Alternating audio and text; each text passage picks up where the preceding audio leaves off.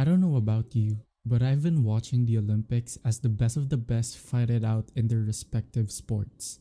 As a Filipino, I've celebrated Carlos Yulo earning his two gold medals in men's gymnastics for the Philippines, the first male Filipino to achieve a gold medal in the Olympics, and the first person in Philippine history to get multiple medals in the Olympics.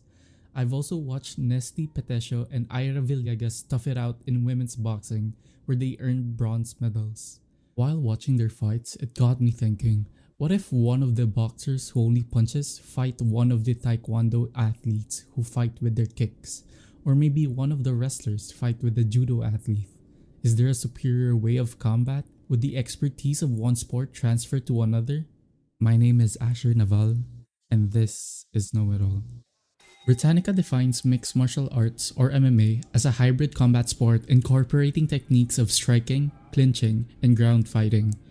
To understand mixed combat sports in general, let's take a step back and look at ancient Greece where it all started. According to Giorgio's book, pancration started during the 33rd Olympiad in 648 BC. Pancration, which means all of power, was an unarmed combat sport that combines mainly boxing and wrestling techniques, making it like the modern mixed martial arts. The only rules that it had are no biting and no eye gouging. First, striking refers to physical attacks that use the limbs to hit your opponent. You can strike the legs, the body, or the head. Examples are punches, kicks, elbows, and knees.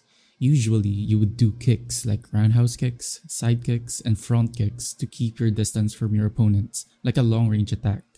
Punches like straights, hooks, and uppercuts are the mid to close distance attacks that you can do with your hands. The elbows and knees are very powerful strikes that you can do that are usually done when you're very close to your opponent or in the clinch. The clinch, where you try to control your opponent up close by holding them, is the second component of MMA. It is based on throws, trips, sweeps, or basically anything that would take down your opponent to the ground.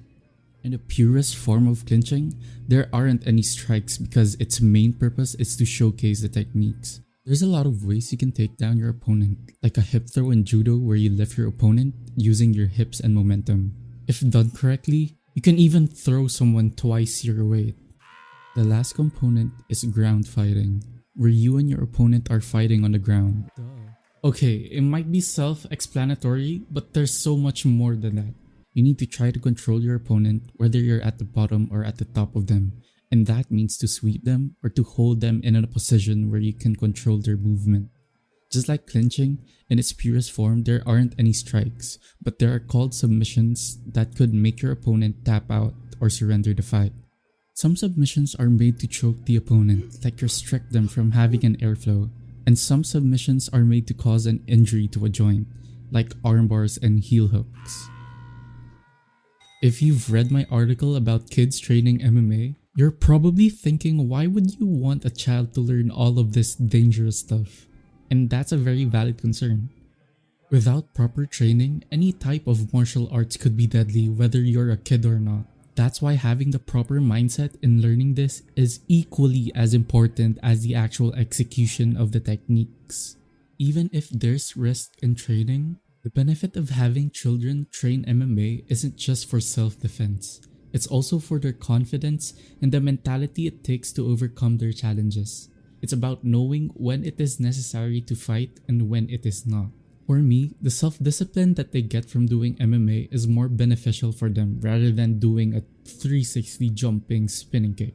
To summarize this podcast, mixed martial arts is a sport that requires discipline and dedication in order to be great at it. We talk about the different techniques that makes what MMA is and how important it is for children to learn MMA. This podcast is produced by the Community College of Baltimore County's New Media Collective and the Media Studies program, written by Asher Naval. I'd like to thank Charm City MMA for their cooperation during my journalistic experience with them. I'd also like to thank Professors Jackie, Jeremy, and Beth for being incredible advisors during my short time as a journalist. My name is Asher Naval, and this has been Know It All. Listen all our episodes to learn something new in less than 5 minutes. Check the show notes for links to my sources, a transcript, and other good content about mixed martial arts. Bye.